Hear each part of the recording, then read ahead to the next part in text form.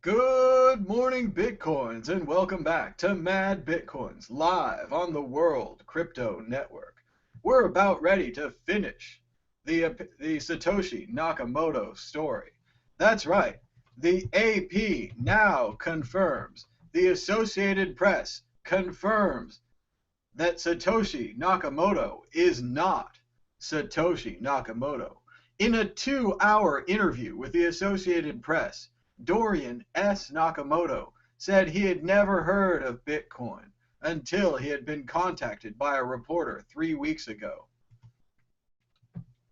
Nakamoto acknowledged that many of the details in Newsweek's report are correct, including that he once worked for a defense contractor, but he strongly disputes the magazine's assertion that he is the face behind Bitcoin.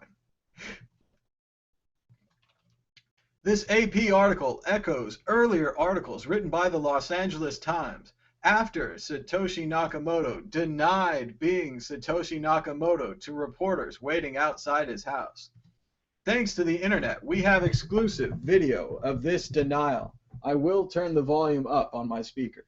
Okay, no questions right now. I want my free lunch. First, I'm going to ask you about Bitcoin. Why are you involved in Bitcoin? Okay, I'm not involved in Bitcoin. Okay? Who's involved in Bitcoin? Wait a minute. I want free lunch first. I'm going to go with this guy. Wait a minute. I'm not involved in Bitcoin. I want my free lunch. I've got to go with this guy. Not exactly the words of a man who has $400 million in the bank. This story was broken today by the Associated Press, who took Mr. Nakamoto out to lunch, and by Joe Bell Bruno, writer for the Los Angeles Times. And we also have to thank, by Andrea Clark, also by Andrea Chang, also a writer at the Los Angeles Times. Both of these authors and Ryan Nakashima from the Associated Press contributed to this story. AP exclusive. Man denies he's Bitcoin's founder. It's been a wild and exciting day, even featuring a Twitter described car chase where the media followed Mr. Satoshi from his home to the AP's office. The media gathered outside the elevator, even pushing their way inside to ask Mr. Satoshi if he is indeed the Satoshi Nakamoto who founded Bitcoin. He denied it then, he denied it at his house, and he denied it to the Associated Press. Newsweek is apparently wrong. Dorien Prentice Satoshi Nakamoto is not Satoshi Nakamoto.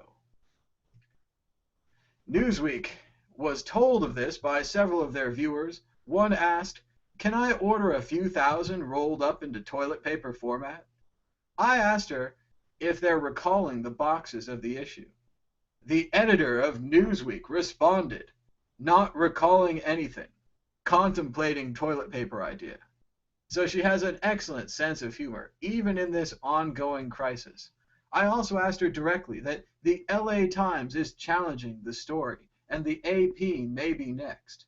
The managing editor of Newsweek responded to my tweet saying, "We welcome the feedback and stand by the story." We'll see what they have to say now that the AP has come out with an exclusive report saying that Satoshi Nakamoto denies being Satoshi Nakamoto. Also around the Twitterverse, Crypto Cobain is setting up a Dorian's free lunch fund to crowdsource him free sushi for at least a year. It was also seconded that perhaps this fund could help him pay some of those medical bills for him and his mother. Perhaps we can turn this negative into a positive. Fontes Pumps writes, "Mad Bitcoins, the Satoshi story keeps coming out higher and higher up the chain, and you disproved it here an hour ago. Bitcoin, truly ahead of its time." The editor of Newsweek put out a picture of the boxes of Newsweek magazine, which are being distributed in the New York metro area and apparently nationwide tomorrow. As you can see, they have an interesting fold-out cover where the B mask appears to be partially removable. I will be at Barnes & Noble tomorrow attempting to get one of these exciting issues before they run out and become an eBay collector's item. Yes, this indeed is the elevator where Nakamoto denied inventing Bitcoin to buy Andrea Chang. This is the AP elevator where the reporters bravely asked Nakamoto, and Nakamoto answered, denying that he is the world famous, perhaps infamous, Satoshi Nakamoto. Again, we have this incredible video from Mr. Hunter Schwarz, which was repeated during the event. It was an excellent day, an excellent story, and we can now confirm that the Associated Press and the LA Times have disproved Newsweek, aka the Daily Beast's story that Satoshi Nakamoto has been found. This leaves us at the end of the day where we started at the beginning of the day. We don't know who Satoshi Nakamoto is. We don't know if he's a single person or a team of individuals. And we don't know if he is male or female, or where in the world he resides. We also don't know what is going to happen to the 1.6 million Bitcoins that Satoshi mined during the early days of Bitcoin. These 1.6 million Bitcoins are now worth more than $400 million.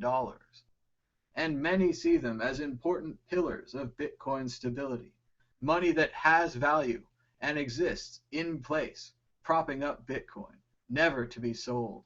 Perhaps Satoshi himself destroyed the keys, seeing these as only test Bitcoins, not as a savings account for later.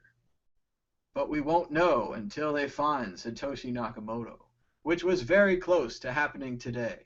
Today, we almost got to see what would happen next, and Satoshi Mania almost unfolded across the entire media, as they wondered what this man would do with $400 million, or if he had given it away as part of a software test. We won't get the answer from this Satoshi, because our Satoshi is clearly in another castle. Keep a lookout at madbitcoins.com and at worldcryptonetwork.com for more news about this story. You can subscribe to World Crypto Network at YouTube for this and other exciting, breaking Bitcoin and cryptocurrency related news stories.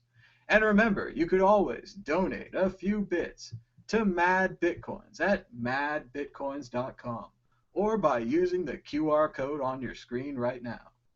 Thank you for watching.